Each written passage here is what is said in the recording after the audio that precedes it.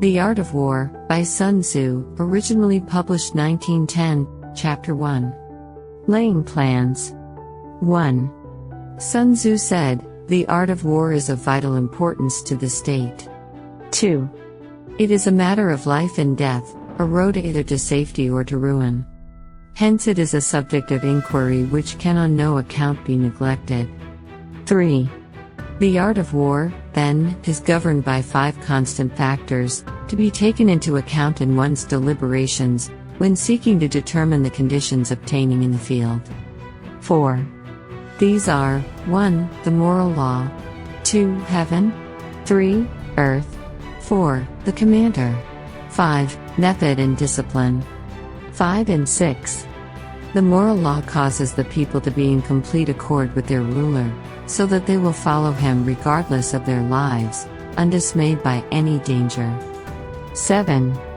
Heaven signifies night and day, cold and heat, times and seasons. 8. Earth comprises distances, great and small, danger and security, open ground and narrow passes, the chances of life and death. 9. The commander stands for the virtues of wisdom, sincerity, benevolence, courage, and strictness. 10.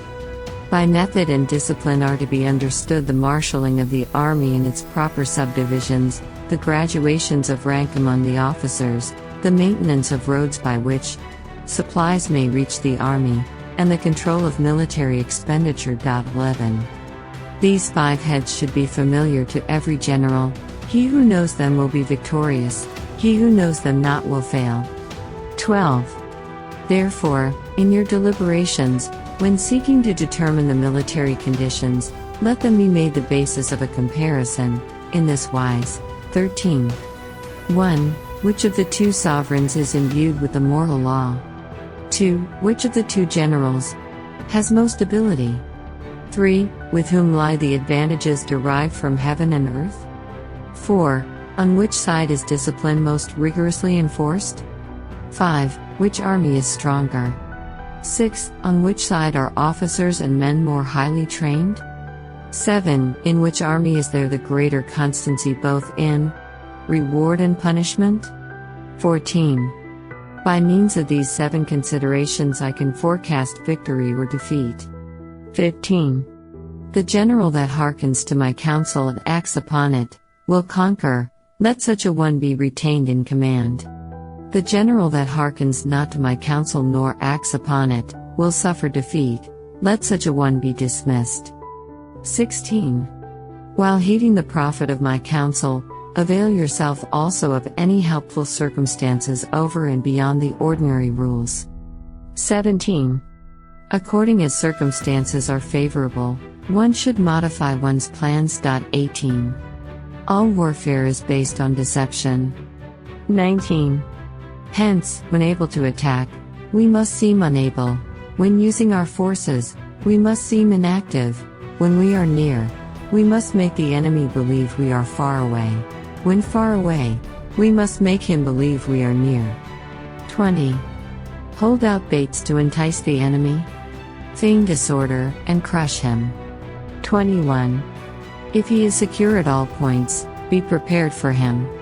If he is in superior strength, aid him. 22. If your opponent is of choleric temper, seek to irritate him. Pretend to be weak, that he may grow arrogant. 23. If he is taking his ease, give him no rest. If his forces are united, separate them. 24. Attack him where he is unprepared, appear where you are not expected. 25. These military devices, leading to victory, must not be divulged beforehand. 26. Now the general who wins a battle makes many calculations in his temple ere the battle is fought. The general who loses a battle makes but few calculations beforehand. Thus do many calculations lead to victory, and few calculations to defeat, how much more no calculation at all. It is by attention to this point that I can foresee who is likely to win or lose. Chapter 2. Waging War. 1. Sun Tzu said, "In the operations of war, where there are in the field 1,000 swift chariots, as many heavy chariots, and 100,000 mail-clad soldiers, with provisions enough to carry them 1,000 li, the expenditure at home and at the front, including entertainment of guests, small items such as glue and paint, and some spent on chariots and armor, will reach the total of 1,000 ounces of silver per day. Such is the cost of raising an army of 100,000 men." 2. When you engage in actual fighting, if victory is long in coming, then men's weapons will grow dull and their ardor will be damped. If you lay siege to a town, you will exhaust your strength. 3. Again, if the campaign is protracted, the resources of the state will not be equal to the strain. 4. Now, when your weapons are dulled, your ardor damped, your strength exhausted and your treasure spent, other chieftains will spring up to take advantage of your extremity. Then no man, however wise, will be able to avert the consequences that must ensue. 5. Thus, though we have heard of stupid haste in war, cleverness has never been seen associated with long delays. 6. There is no instance of a country having benefited from prolonged warfare. 7. It is only one who is thoroughly acquainted with the evils of war that can thoroughly understand the profitable way of carrying it on. 8. The skillful soldier does not raise a second levy, neither are his supply wagons loaded more than twice. 9. Bring war material with you from home, but forage on the enemy. Thus the army will have food enough for its needs. 10. Poverty of the state exchequer causes an army to be maintained by contributions from a distance. Contributing to maintain an army at a distance causes the people to be impoverished. 11. On the other hand, the proximity of an army causes prices to go up, and high prices cause the people's substance to be drained away. 12. When their substance is drained away, the peasantry will be afflicted by heavy exactions. 13 and 14. With this loss of substance and exhaustion of strength, the homes of the people will be stripped bare, and 3/10 of their income will be dissipated, while government expenses for broken chariots, worn-out horses, breastplates and helmets, bows and arrows, spears and shields, protective mantles, draft oxen and heavy wagons, will amount to 4/10 of its total revenue. 15. Hence a wise general makes a point of foraging on the enemy. 1 cartload of the enemy's provisions is equivalent to 20 of one's own, and likewise a single picul of his provender is equivalent to 20 from one's own store. 16.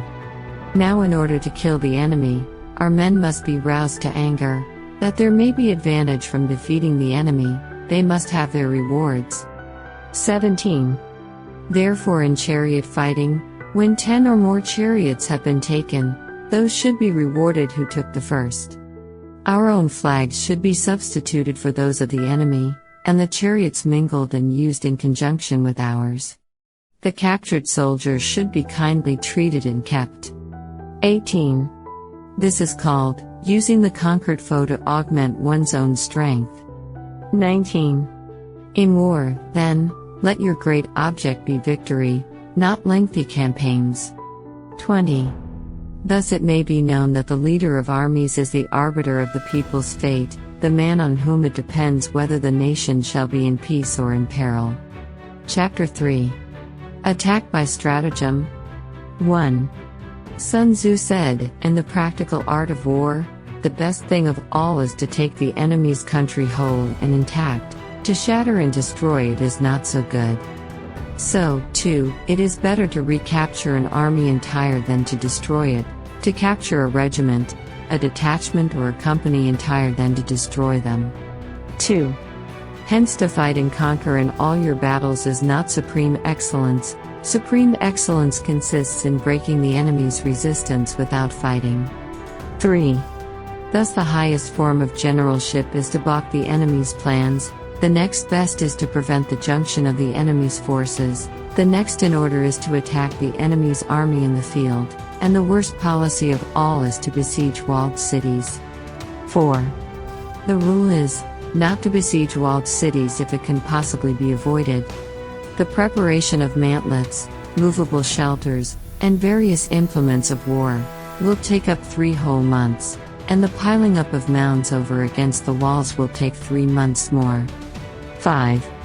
The general, unable to control his irritation, will launch his men to the assault like swarming ants, with the result that 1/3 of his men are slain, while the town still remains untaken. Such are the disastrous effects of a siege. 6. Therefore the skillful leader subdues the enemy's troops without any fighting, he captures their cities without laying siege to them, he overthrows their kingdom without lengthy operations in the field. 7. With his forces intact he will dispute the mastery of the empire, and thus, without losing a man, his triumph will be complete. This is the method of attacking by stratagem. 8. It is the rule in war, if our forces are 10 to the enemy's 1, to surround him; if 5 to 1, to attack him; if twice as numerous, to divide our army into 2. 9. If equally matched, we can offer battle; if slightly inferior in numbers, we can avoid the enemy; if quite unequal in every way, we can flee from him. 10. Hence, though an obstinate fight may be made by a small force, in the end it must be captured by the larger force. 11. Now the general is the bulwark of the state; if the bulwark is complete at all points, the state will be strong; if the bulwark is defective, the state will be weak. 12. There are 3 ways in which a ruler can bring misfortune upon his army. 13. 1. By commanding the army to advance or to retreat, being ignorant of the fact that it cannot obey.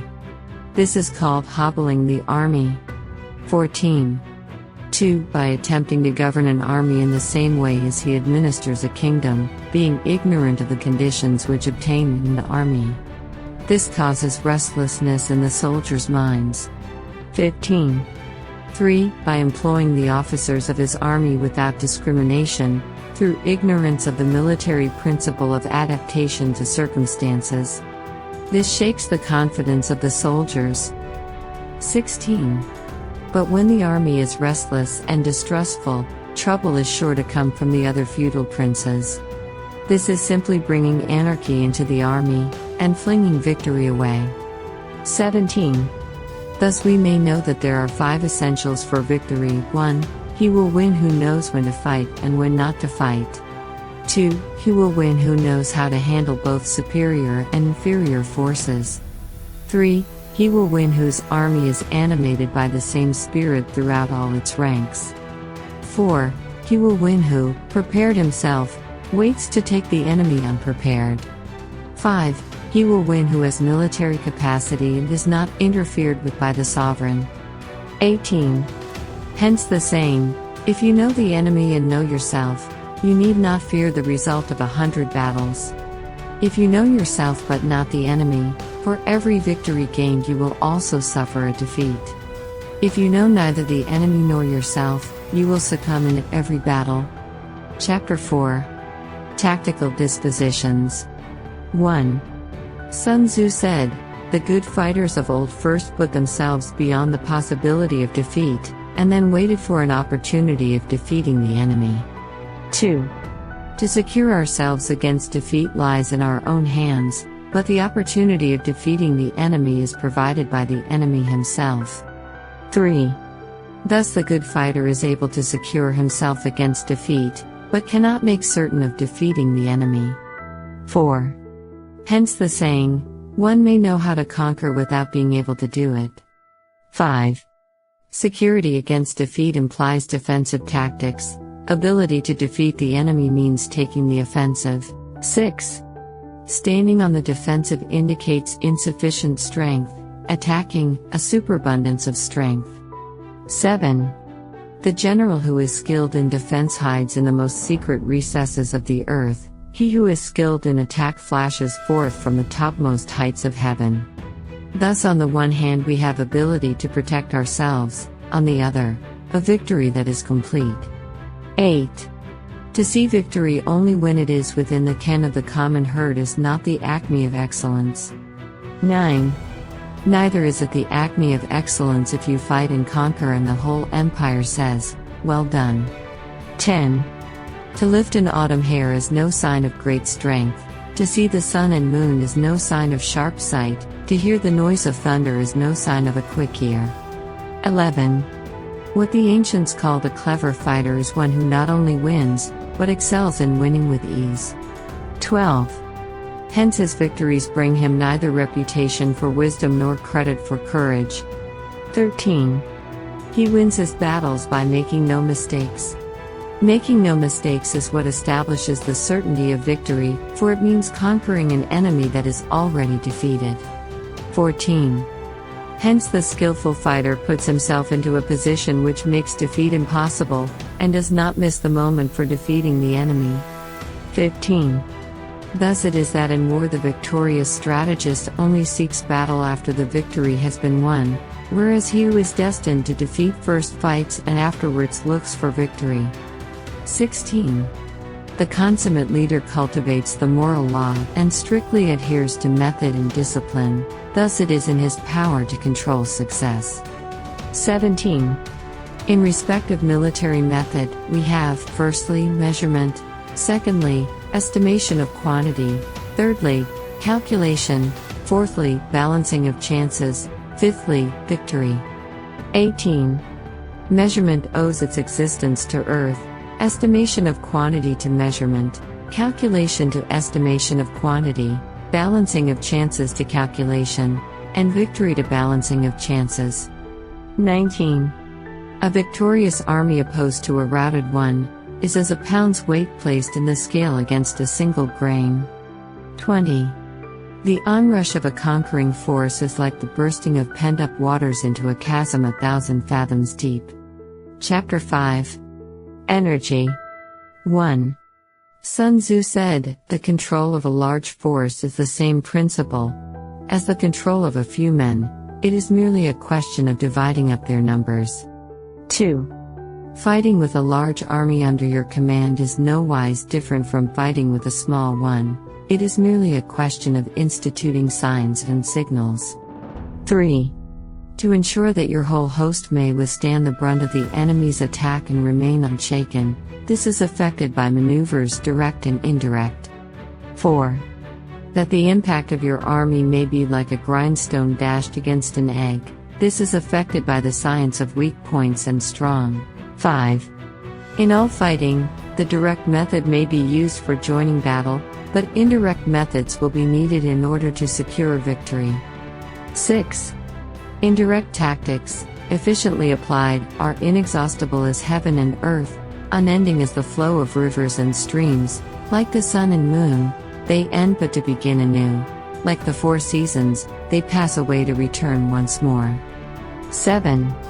There are not more than 5 musical notes, yet the combinations of these 5 give rise to more melodies than can ever be heard. 8. There are not more than 5 primary colors, blue, yellow, red, white, and black, yet in combination they produce more hues than can ever been seen. 9. There are not more than 5 cardinal tastes, sour, acrid, salt, sweet, bitter, yet combinations of them yield more flavors than can ever be tasted. 10. In battle, there are not more than 2 methods of attack, the direct and the indirect, yet these 2 in combination give rise to an endless series of maneuvers. 11. The direct and the indirect lead on to each other in turn. It is like moving in a circle, you never come to an end. Who can exhaust the possibilities of their combination? 12. The onset of troops is like the rush of a torrent which will even roll stones along in its course. 13. The quality of decision is like the well-timed swoop of a falcon which enables it to strike and destroy its victim. 14. Therefore the good fighter will be terrible in his onset, and prompt in his decision. 15. Energy may be likened to the bending of a crossbow, decision, to the releasing of a trigger. 16. Amid the turmoil and tumult of battle, there may be seeming disorder and yet no real disorder at all. Amid confusion and chaos, your array may be without head or tail, yet it will be proof against defeat. 17. Simulated disorder postulates perfect discipline, simulated fear postulates courage, simulated weakness postulates strength. 18. Hiding order beneath the cloak of disorder is simply a question of subdivision. Concealing courage under a show of timidity presupposes a fund of latent energy. Masking strength with weakness is to be affected by tactical dispositions. 19. Thus one who is skillful at keeping the enemy on the move maintains deceitful appearances, according to which the enemy will act. He sacrifices something, that the enemy may snatch at it. 20. By holding out baits, he keeps him on the march, then with a body of picked men he lies in wait for him. 21. The clever combatant looks to the effect of combined energy, and does not require too much from individuals. Hence his ability to pick out the right men and utilize combined energy. 22. When he utilizes combined energy, his fighting men become as it were like unto rolling logs or stones. For it is the nature of a log or stone to remain motionless on level ground, and to move when on a slope, if four-cornered, to come to a standstill, but if round-shaped, to go rolling down. 23. Thus the energy developed by good fighting men is as the momentum of a round stone rolled down a mountain thousands of feet in height. So much on the subject of energy. Chapter 6. Weak points and strong. 1. Sun Tzu said, "Whoever is first in the field and awaits the coming of the enemy, will be fresh for the fight. Whoever is second in the field and has to hasten to battle will arrive exhausted." 2. Therefore the clever combatant imposes his will on the enemy, but does not allow the enemy's will to be imposed on him. 3. By holding out advantages to him, he can cause the enemy to approach of his own accord, or, by inflicting damage, he can make it impossible for the enemy to draw near. 4. If the enemy is taking his ease, he can harass him. If well supplied with food, he can starve him out. If quietly encamped, he can force him to move. 5. Appear at points which the enemy must hasten to defend. March swiftly to places where you are not expected. 6.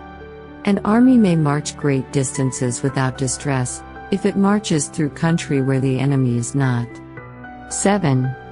You can be sure of succeeding in your attacks if you only attack places which are undefended. You can ensure the safety of your defense if you only hold positions that cannot be attacked. 8. Hence that general is skillful in attack whose opponent does not know what to defend, and he is skillful in defense whose opponent does not know what to attack. 9. O divine art of subtlety and secrecy! Through you we learn to be invisible, through you inaudible, and hence we can hold the enemy's fate in our hands. 10. You may advance and be absolutely irresistible. If you make for the enemy's weak points, you may retire and be safe from pursuit if your movements are more rapid than those of the enemy. 11. If we wish to fight, the enemy can be forced to an engagement even though he be sheltered behind a high rampart and a deep ditch. All we need do is attack some other place that he will be obliged to relieve. 12. If we do not wish to fight, we can prevent the enemy from engaging us even though the lines of our encampment be merely traced out on the ground. All we need do is to throw something odd and unaccountable in his way. 13. By discovering the enemy's dispositions and remaining invisible ourselves, we can keep our forces concentrated, while the enemy's must be divided. 14. We can form a single united body, while the enemy must split up into fractions. Hence there will be a whole pitted against separate parts of a whole, which means that we shall be many to the enemy's few. 15. And if we are able thus to attack an inferior force with a superior one, our opponents will be in dire straits. 16. The spot where we intend to fight must not be made known, for then the enemy will have to prepare against a possible attack at several different points, and his forces being thus distributed in many directions, the numbers we shall have to face at any given point will be proportionately few. 17. For should the enemy strengthen his van, he will weaken his rear. Should he strengthen his rear, he will weaken his van. Should he strengthen his left, he will weaken his right. Should he strengthen his right, he will weaken his left. If he sends reinforcements everywhere, he will everywhere be weak. 18. Numerical weakness comes from having to prepare against possible attacks. Numerical strength, from compelling our adversary to make these preparations against us. 19. Knowing the place and the time of the coming battle, we may concentrate from the greatest distances in order to fight. 20. But if neither time nor place be known, then the left wing will be impotent to succor the right equally impotent to succor the left, the van unable to relieve the rear, or the rear to support the van. How much more so if the furthest portions of the army are anything under 100 li apart, and even the nearest are separated by several li. 21. Though according to my estimate the soldiers of UA exceed our own in number, that shall advantage them nothing in the matter of victory. I say then that victory can be achieved.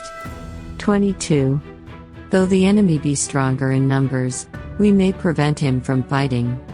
Scheme so as to discover his plans and the likelihood of their success. 23.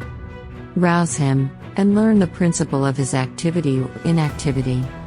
Force him to reveal himself, so as to find out his vulnerable spots. 24. Carefully compare the opposing army with your own, so that you may know where strength is superabundant and where it is deficient. 25. In making tactical dispositions, the highest pitch you can attain is to conceal them. Conceal your dispositions, and you will be safe from the prying of the subtlest spies, from the machinations of the wisest brains. 26. How victory may be produced for them out of the enemy's own tactics, that is what the multitude cannot comprehend. 27. All men can see the tactics whereby I conquer, but what none can see is the strategy out of which victory is evolved. 28. Do not repeat the tactics which have gained you one victory, but let your methods be regulated by the infinite variety of circumstances. 29. Military tactics are like unto water, for water in its natural course runs away from high places and hastens downwards. 30. So in war, the way is to avoid what is strong and to strike at what is weak. 31. Water shapes its course according to the nature of the ground over which it flows. The soldier works out his victory in relation to the foe whom he is facing. 32. Therefore, just as water retains no constant shape, so in warfare there are no constant conditions. 33. He who can modify his tactics in relation to his opponent and thereby succeed in winning, may be called a heaven-born captain. 34. The 5 elements, water, fire, wood, metal, earth, are not always equally predominant. The 4 seasons make way for each other in turn. There are short days and long. The moon has its periods of waning and waxing. Chapter 7. Maneuvering. 1. Sun Tzu said, in war, the general receives his commands from the sovereign. 2.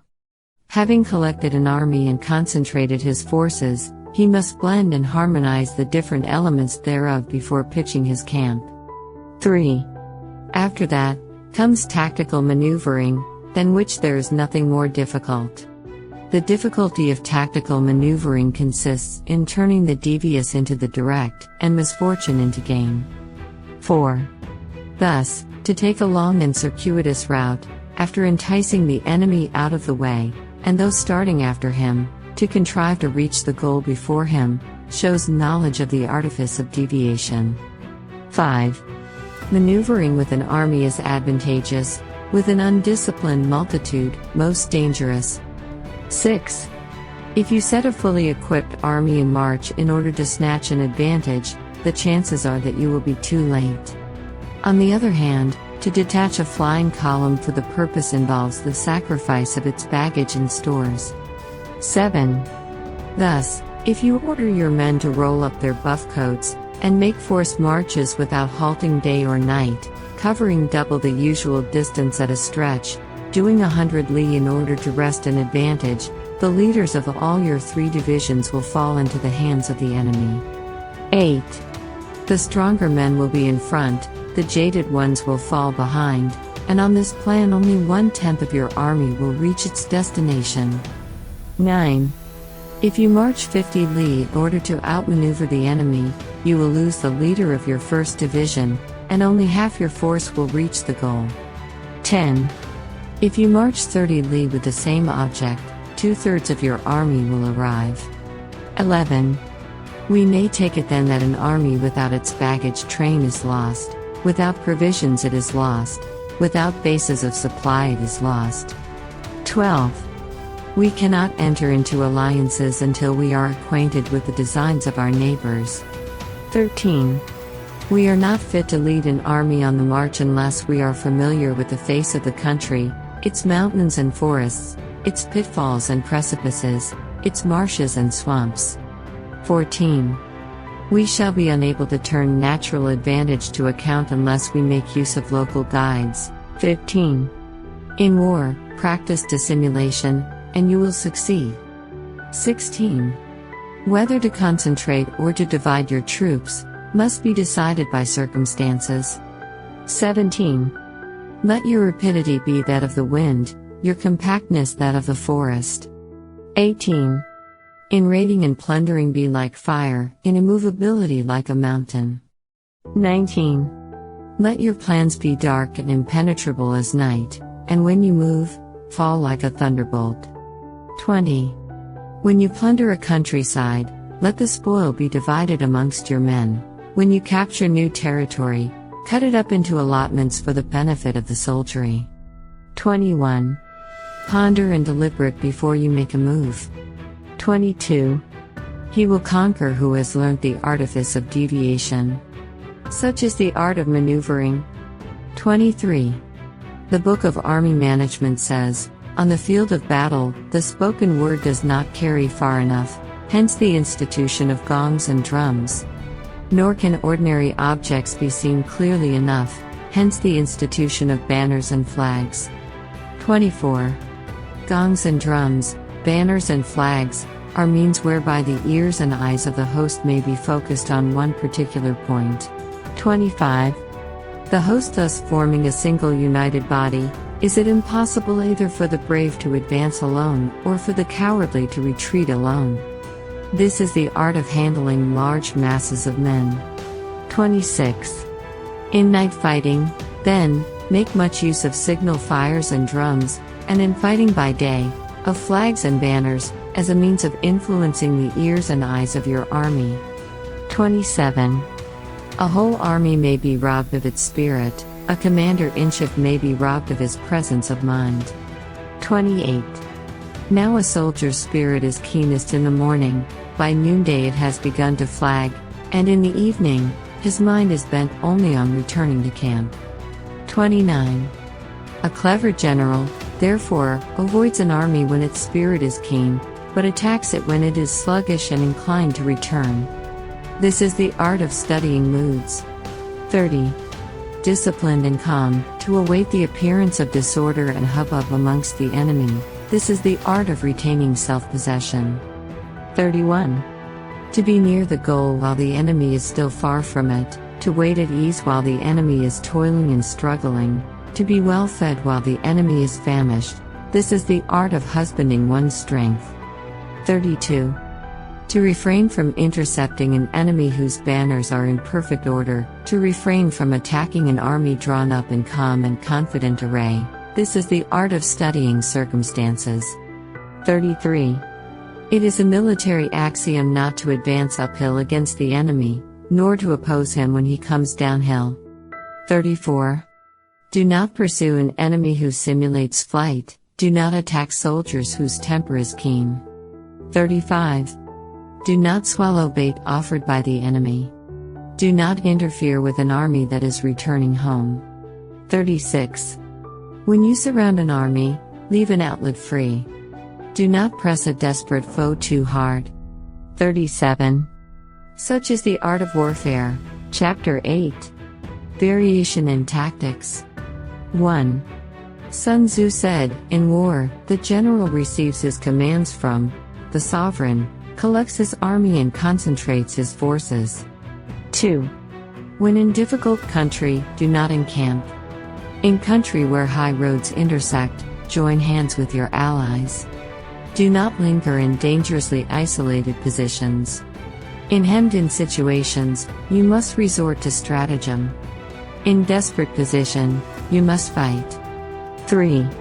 There are roads which must not be followed, armies which must be not attacked, towns which must not be besieged, positions which must not be contested, commands of the sovereign which must not be obeyed. 4. The general who thoroughly understands the advantages that accompany variation of tactics knows how to handle his troops. 5. The general who does not understand these may be well acquainted with the configuration of the country, yet he will not be able to turn his knowledge to practical account. 6. So, the student of war who is unversed in the art of war of varying his plans, even though he be acquainted with the 5 advantages, will fail to make the best use of his men. 7. Hence in the wise leader's plans, considerations of advantage and of disadvantage will be blended together. 8. If our expectation of advantage be tempered in this way, we may succeed in accomplishing the essential part of our schemes. 9. If, on the other hand, in the midst of difficulties we are always ready to seize an advantage, we may extricate ourselves from misfortune. 10. Reduce the hostile chiefs by inflicting damage on them, and make trouble for them, and keep them constantly engaged. Hold out specious allurements, and make them rush to any given point. 11.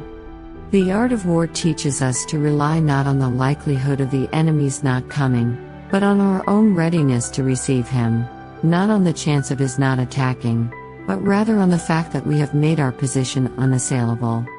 12. There are 5 dangerous faults which may affect a general. 1. Recklessness, which leads to destruction. 2. Cowardice, which leads to capture. 3. A hasty temper, which can be provoked by insults. 4. A delicacy of honor which is sensitive to shame. 5. Over-solicitude for his men, which exposes him to worry and trouble. 13. These are the 5 besetting sins of a general, ruinous to the conduct of war. 14. When an army is overthrown and its leader slain, the cause will surely be found among these 5 dangerous faults. Let them be a subject of meditation. Chapter 9. The Army on the March. 1. Sun Tzu said, "We come now to the question of encamping the army, and observing signs of the enemy. Pass quickly over mountains, and keep in the neighborhood of valleys. 2. Camp in high places, facing the sun. Do not climb heights in order to fight. So much for mountain warfare. 3. After crossing a river, you should get far away from it. 4. When an invading force crosses a river in its onward march, do not advance to meet it in midstream. It will be best to let half the army get across, and then deliver your attack. 5. If you are anxious to fight, you should not go to meet the invader near a river which he has to cross. 6. Moor your craft higher up than the enemy, and facing the sun. Do not move upstream to meet the enemy. So much for river warfare. 7. In crossing salt marshes, your sole concern should be to get over them quickly, without any delay. 8. If forced to fight in a salt marsh, you should have water and grass near you, and get your back to a clump of trees. So much for operations in salt marshes. 9. In dry, level country, take up an easily accessible position with rising ground to your right and on your rear, so that the danger may be in front, and safety lie behind. So much for campaigning in flat country. 10. These are the 4 useful branches of military knowledge which enable the Yellow Emperor to vanquish 4 several sovereigns. 11. All armies prefer high ground to low, and sunny places to dark. 12. If you are careful of your men, and camp on hard ground, The army will be free from disease of every kind, and this will spell victory. 13. When you come to a hill or a bank, occupy the sunny side, with the slope on your right rear. Thus you will at once act for the benefit of your soldiers and utilize the natural advantages of the ground. 14. When, in consequence of heavy rains upcountry, a river which you wish to ford is swollen and flecked with foam, you must wait until it subsides. 15. Country in which there are precipitous cliffs with torrents running between, deep natural hollows, confined places, tangled thickets, quagmires and crevasses, should be left with all possible speed and not approached. 16. While we keep away from such places, we should get the enemy to approach them. While we face them, we should let the enemy have them on his rear. 17. If in the neighborhood of your camp there should be any hilly country, ponds surrounded by aquatic grass, hollow basins filled with reeds, or woods with thick undergrowth, they must be carefully routed out and searched, for these are places where men in ambush or insidious spies are likely to be lurking. 18. When the enemy is close at hand and remains quiet, he is relying on the natural strength of his position. 19. When he keeps aloof and tries to provoke a battle, he is anxious for the other side to advance. 20. If his place of encampment is easy of access, he is tendering a bait. 21. Movement amongst the trees of a forest shows that the enemy is advancing. The appearance of a number of screens in the midst of thick grass means that the enemy wants to make us suspicious. 22. The rising of birds in their flight is the sign of an ambuscade. Startled beasts indicate that a sudden attack is coming. 23. When there is dust rising in a high column, it is the sign of chariots advancing. When the dust is low, but spread over a wide area, it betokens the approach of infantry. When it branches out in different directions, it shows that parties have been sent to collect firewood. A few clouds of dust moving to and fro signify that the army is encamping. 24. Humble words and increased preparations are signs that the enemy is about to advance. Violent language and driving forward as if to the attack are signs that he will retreat. 25. When the light chariots come out first and take up a position on the wings, it is a sign that the enemy is forming for battle. 26. Peace proposals unaccompanied by a sworn covenant indicate a plot. 27. When there is much running about and the soldiers fall into rank, it means that the critical moment has come. 28. When some are seen advancing and some retreating, it is a lure. 29. When the soldiers stand leaning on their spears, they are faint from want of food. 30. If those who are sent to draw water begin by drinking themselves, the army is suffering from thirst. 31. If the enemy sees an advantage to be gained and makes no effort to secure it, the soldiers are exhausted. 32. If birds gather on any spot, it is unoccupied. Clamor by night betokens nervousness. 33. If there is disturbance in the camp, the general's authority is weak. If the banners and flags are shifted about, sedition is afoot. If the officers are angry, it means that the men are weary. 34. When an army feeds its horses with grain and kills its cattle for food, and when the men do not hang their cooking pots over the campfires, showing that they will not return to their tents, you may know that they are determined to fight to the death. 35. The sight of men whispering together in small knots or speaking in subdued tones points to disaffection amongst the rank and file. 36. Too frequent rewards signify that the enemy is at the end of his resources. Too many punishments betray a condition of dire distress. 37. To begin by bluster, but afterwards to take fright at the enemy's numbers, shows a supreme lack of intelligence. 38. When envoys are sent with compliments in their mouths, it is a sign that the enemy wishes for a truce. 39. If the enemy's troops march up angrily and remain facing ours for a long time without either joining battle or taking themselves off again, The situation is one that demands great vigilance and circumspection. 40. If our troops are no more in number than the enemy, that is amply sufficient. It only means that no direct attack can be made. What we can do is simply to concentrate all our available strength, keep a close watch on the enemy, and obtain reinforcements. 41. He who exercises no forethought but makes light of his opponents is sure to be captured by them. 42. If soldiers are punished before they have grown attached to you, they will not prove submissive, and, unless submissive, then will be practically useless. If, when the soldiers have become attached to you, punishments are not enforced, they will still be useless. 43. Therefore soldiers must be treated in the first instance with humanity, but kept under control by means of iron discipline. This is a certain road to victory. 44. If in training soldiers' commands are habitually enforced, the army will be well disciplined. If not, its discipline will be bad. 45. If a general shows confidence in his men but always insists on his orders being obeyed, the gain will be mutual. Chapter 10. Terrain. 1. Sun Tzu said, "We may distinguish 6 kinds of terrain, to wit, 1. Accessible ground. 2. Entangling ground. 3. Temporizing ground. 4. Narrow passes. 5. Precipitous heights. 6. Positions at a great distance from the enemy. 2.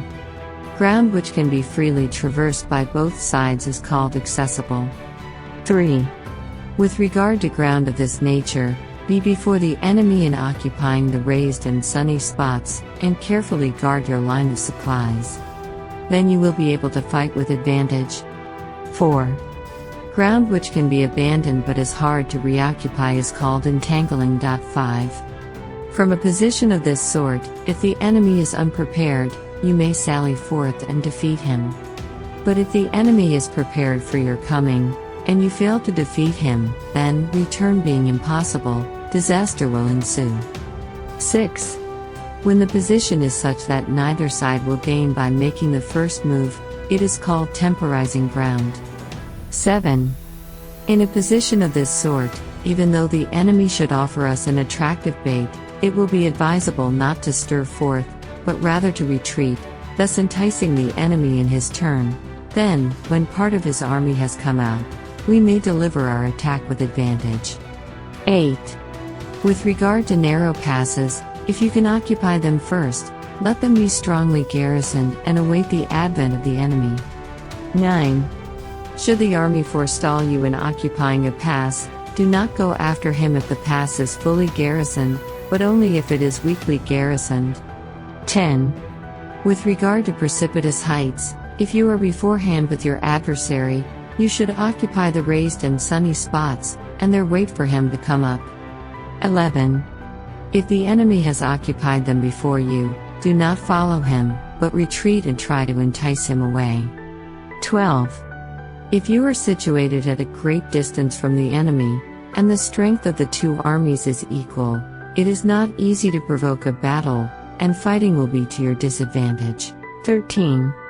These 6 are the principles connected with earth. The general who has attained a responsible post must be careful to study them. 14. Now an army is exposed to 6 several calamities, not arising from natural causes, but from faults for which the general is responsible. These are, 1. Flight. 2. Insubordination. 3. Collapse. 4. Ruin. 5. Disorganization. 6. Rout. 15. Other conditions being equal, if one force is hurled against another 10 times its size, the result will be the flight of the former. 16. When the common soldiers are too strong and their officers too weak, the result is insubordination. When the officers are too strong and the common soldiers too weak, the result is collapse. 17. When the higher officers are angry and insubordinate, and on meeting the enemy give battle on their own account from a feeling of resentment, before the commander-in-chief can tell whether or no he is in a position to fight, the result is ruin. 18. When the general is weak and without authority, when his orders are not clear and distinct, when there are no fixed duties assigned to officers and men, and the ranks are formed in a slovenly haphazard manner, the result is utter disorganization. 19.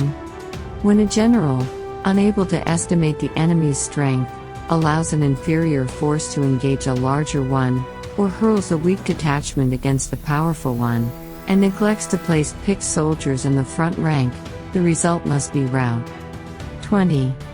These are 6 ways of courting defeat, which must be carefully noted by the general who has attained a responsible post. 21. The natural formation of the country is the soldier's best ally, but a power of estimating the adversary, of controlling the forces of victory, and of shrewdly calculating difficulties, dangers and distances, constitutes the test of a great general. 22. He who knows these things, and in fighting puts his knowledge into practice, will win his battles. He who knows them not, nor practices them, will surely be defeated. 23. If fighting is sure to result in victory, then you must fight, even though the ruler forbid it. If fighting will not result in victory, then you must not fight even at the ruler's bidding. 24. The general who advances without coveting fame and retreats without fearing disgrace, whose only thought is to protect his country and do good service for his sovereign, is the jewel of the kingdom. 25. Regard your soldiers as your children, and they will follow you into the deepest valleys. Look upon them as your own beloved sons, and they will stand by you even unto death. 26. If, however, you are indulgent, but unable to make your authority felt, kind-hearted, but unable to enforce your commands, and incapable, moreover, of quelling disorder, then your soldiers must be likened to spoiled children. They are useless for any practical purpose. 27. If we know that our own men are in a condition to attack, but are unaware that the enemy is not open to attack, we have gone only halfway towards victory. 28. If we know that the enemy is open to attack, but are unaware that our own men are not in a condition to attack, we have gone only halfway towards victory. 29. If we know that the enemy is open to attack, and also know that our men are in a condition to attack, but are unaware that the nature of the ground makes fighting impracticable, we have still gone only halfway towards victory. 30. Hence the experienced soldier, once in motion, is never bewildered. Once he has broken camp, he is never at a loss. 31. Hence the saying, if you know the enemy and know yourself, your victory will not stand in doubt. If you know heaven and know earth, you may make your victory complete. Chapter 11. The 9 situations. 1. Sun Tzu said, the art of war recognizes 9 varieties of ground. 1. Dispersive ground. 2. Facile ground. 3. Contentious ground. 4. Open ground. 5. Ground of intersecting highways. 6. Serious ground. 7. Difficult ground. 8. Hemmed-in ground. 9. Desperate ground. 2. When a chieftain is fighting in his own territory, it is dispersive ground. 3. When he has penetrated into hostile territory, but to no great distance, it is vassal ground. 4. Ground of the possession of which imports great advantage to either side, is contentious ground. 5.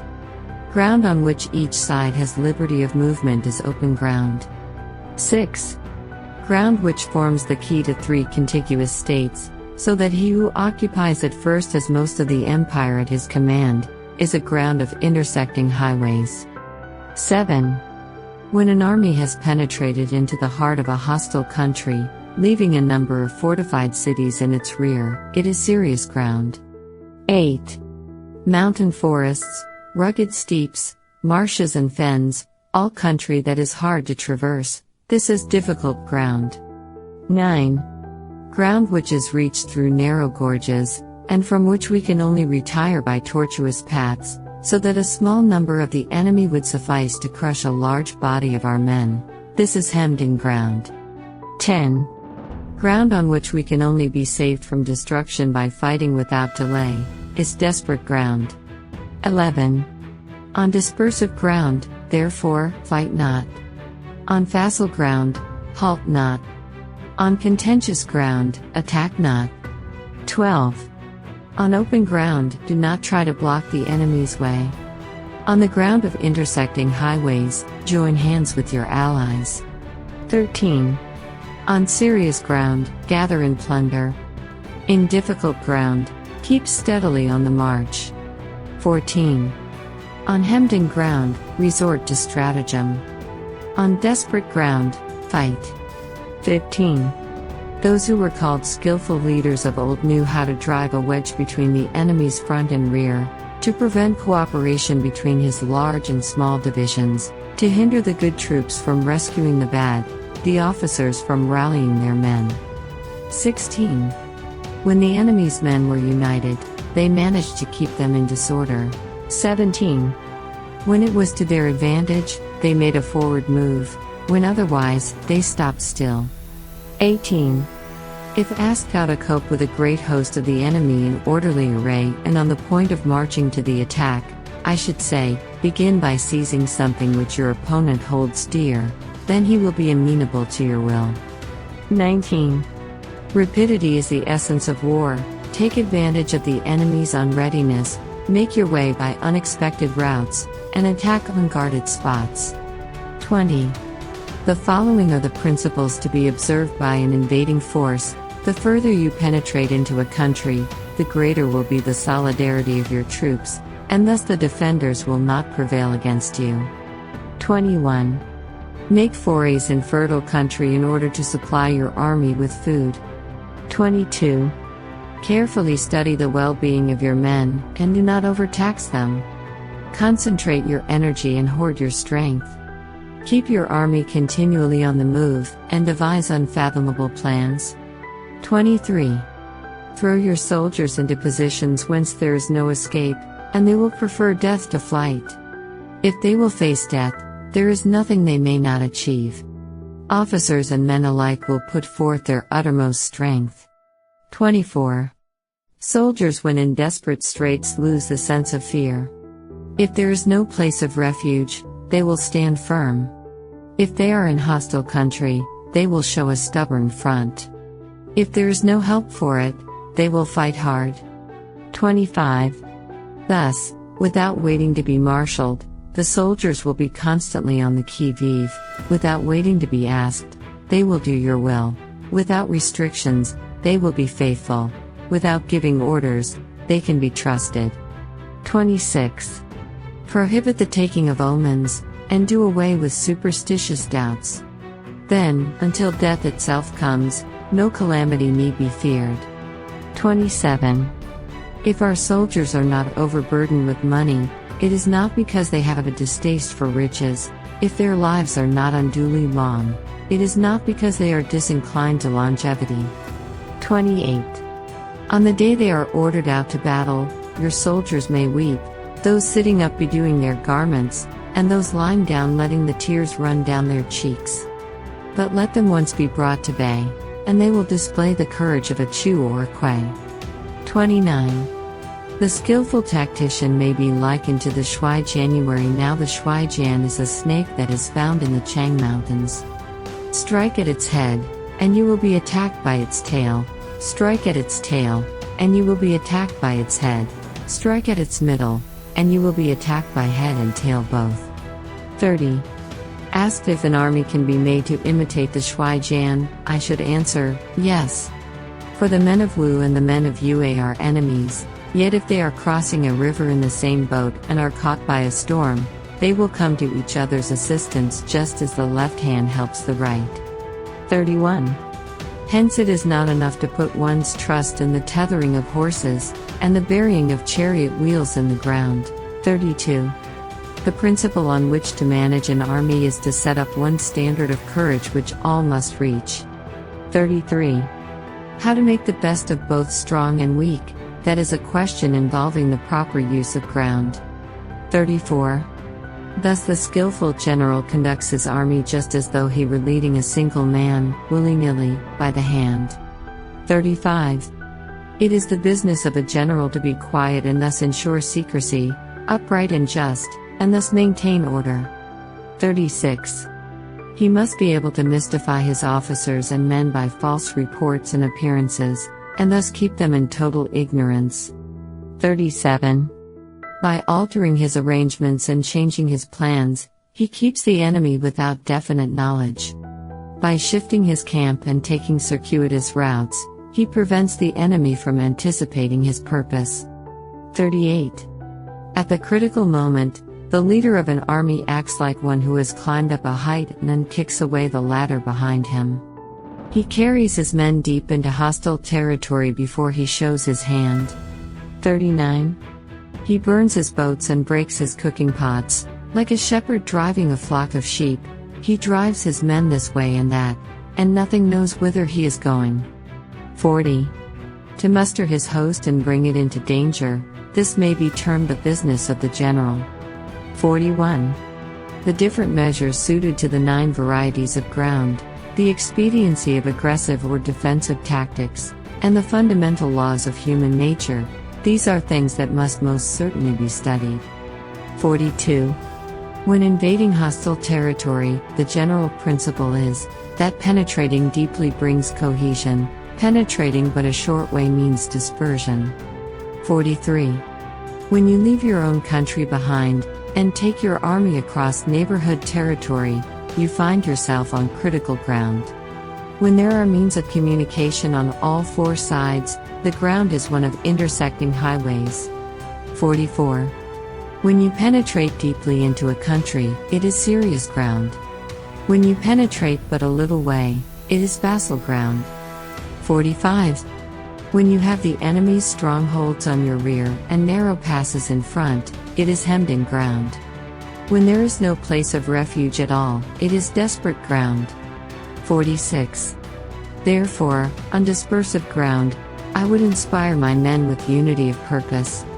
On facile ground, I would see that there is close connection between all parts of my army. 47. On contentious ground, I would hurry up my rear. 48. On open ground, I would keep a vigilant eye on my defenses. On ground of intersecting highways, I would consolidate my alliances. 49. On serious ground, I would try to ensure a continuous stream of supplies. On difficult ground, I would keep pushing on along the road. 50. On hemmed-in ground, I would block any way of retreat. On desperate ground, I would proclaim to my soldiers the hopelessness of saving their lives. 51. For it is the soldier's disposition to offer an obstinate resistance when surrounded, to fight hard when he cannot help himself, and to obey promptly when he has fallen into danger. 52. We cannot enter into alliance with neighboring princes until we are acquainted with their designs. We are not fit to lead an army on the march unless we are familiar with the face of the country, its mountains and forests, its pitfalls and precipices, its marshes and swamps. We shall be unable to turn natural advantages to account unless we make use of local guides. 53. To be ignored of any one of the following 4 or 5 principles does not befit a warlike prince. 54. When a warlike prince attacks a powerful state, his generalship shows itself in preventing the concentration of the enemy's forces. He overawes his opponents, and their allies are prevented from joining against him. 55. Hence he does not strive to ally himself with all and sundry, nor does he foster the power of other states. He carries out his own secret designs, keeping his antagonists in awe. Thus he is able to capture their cities and overthrow their kingdoms. 56. Bestow rewards without regard to rule, issue orders without regard to previous arrangements, and you will be able to handle a whole army as though you had to do with but a single man. 57. Confront your soldiers with the deed itself, never let them know your design. When the outlook is bright, bring it before their eyes, but tell them nothing when the situation is gloomy. 58. Place your army in deadly peril, and it will survive.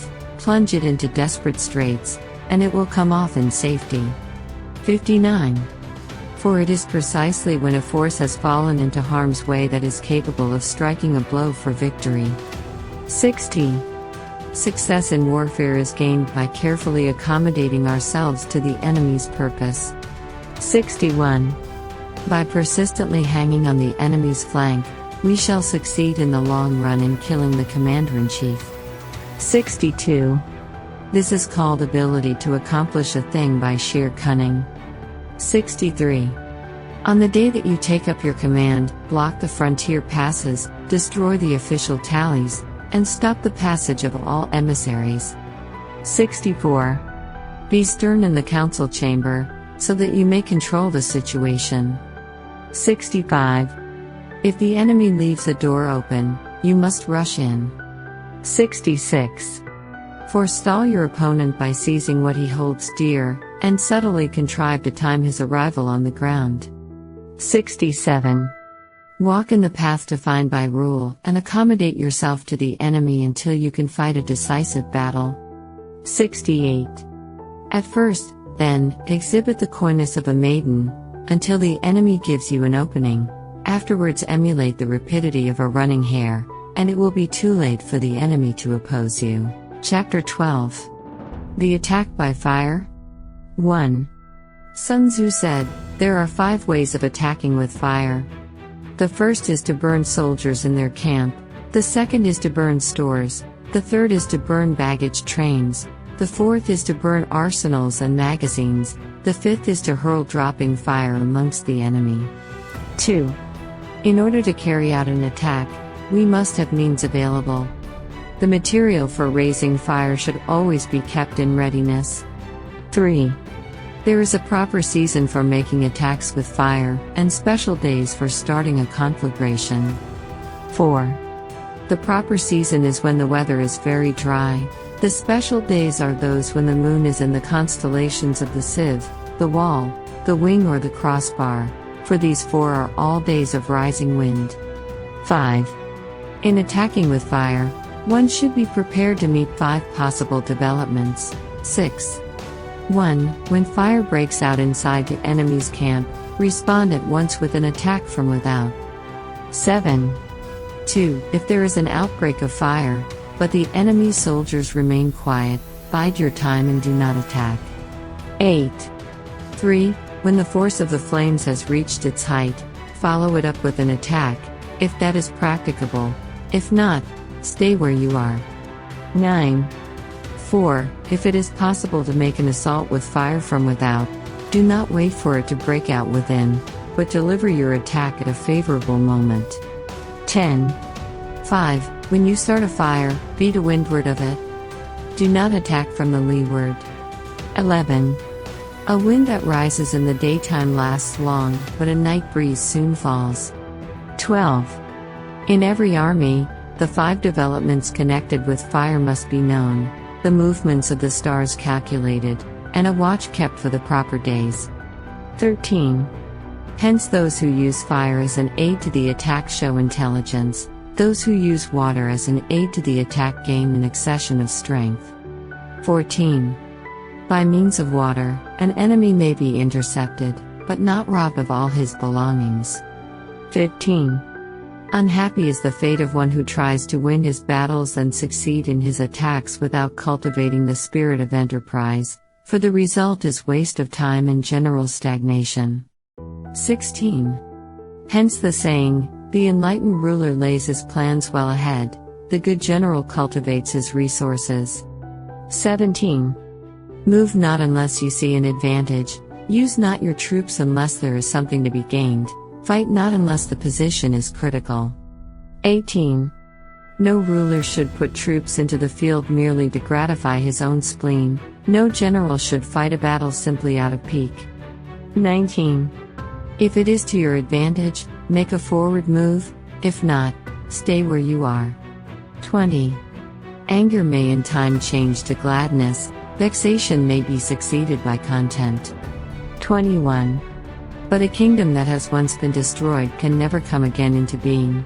nor can the dead ever be brought back to life. 22. Hence the enlightened ruler is heedful, and the good general full of caution. This is the way to keep a country at peace and an army intact. Chapter 13. The use of spies. 1. Sun Tzu said, raising a host of 100,000 men and marching them great distances entails heavy loss on the people and a drain on the resources of the state. The daily expenditure will amount to 1,000 ounces of silver. There will be commotion at home and abroad, and men will drop down exhausted on the highways.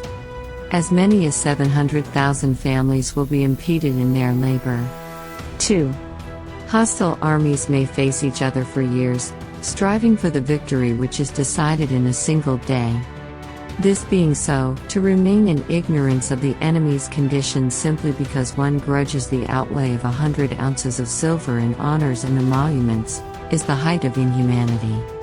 3. One who acts thus is no leader of men, no present help to his sovereign, no master of victory. 4. Thus, what enables the wise sovereign and the good general to strike and conquer and achieve things beyond the reach of ordinary men is foreknowledge. 5. Now this foreknowledge cannot be elicited from spirits, it cannot be obtained inductively from experience, nor by any deductive calculation. 6. Knowledge of the enemy's dispositions can only be obtained from other men. 7. Hence the use of spies, of whom there are 5 classes. 1. Local spies. 2. Inward spies. 3. Converted spies. 4. Doomed spies. 5. Surviving spies. 8. When these 5 kinds of spy are all at work, none can discover the secret system. This is called divine manipulation of the threads. It is the sovereign's most precious faculty. 9. Having local spies means employing the services of the inhabitants of a district. 10. Having inward spies, making use of officials of the enemy. 11. Having converted spies, getting hold of the enemy's spies and using them for our own purposes. 12. Having doomed spies, doing certain things openly for purposes of deception, and allowing our spies to know of them and report them to the enemy. 13. Surviving spies, finally, are those who bring back news from the enemy's camp. 14. Hence it is that which none in the whole army are more intimate relations to be maintained than with spies. None should be more liberally rewarded. In no other business should greater secrecy be preserved. 15. Spies cannot be usefully employed without a certain intuitive sagacity. 16. They cannot be properly managed without benevolence and straightforwardness. 17. Without subtle ingenuity of mind, one cannot make certain of the truth of their reports. 18. Be subtle. Be subtle. And use your spies for every kind of business. 19. If a secret piece of news is divulged by a spy before the time is ripe, he must be put to death together with the man to whom the secret was told. 20. Whether the object be to crush an army, to storm a city, or to assassinate an individual, it is always necessary to begin by finding out the names of the attendants, the aide-de-camp and doorkeepers and sentries of the general in command. Our spies must be commissioned to ascertain these. 21. The enemy spies who have come to spy on us must be sought out, tempted with bribes, led away and comfortably housed. Thus they will become converted spies and available for our service. 22. It is through the information brought by the converted spy that we are able to acquire and employ local and inward spies. 23. It is owing to his information, again, that we can cause the doomed spy to carry false tidings to the enemy. 24. Lastly, it is by his information that the surviving spy can be used on appointed occasions. 25. The end and aim of spying in all its 5 varieties is knowledge of the enemy, and this knowledge can only be derived, in the first instance, from the converted spy. Hence it is essential that the converted spy be treated with the utmost liberality. 26. Of old, the rise of the Yin dynasty was due to Ai Qi, who had served under the Shah. Likewise, the rise of the Zhou dynasty was due to Liu Ye, who had served under the Yin. 27. Hence it is only the enlightened ruler and the wise general who will use the highest intelligence of the army for purposes of spying, and thereby they achieve great results. Spies are a most important element in water, because on them depends an army's ability to move.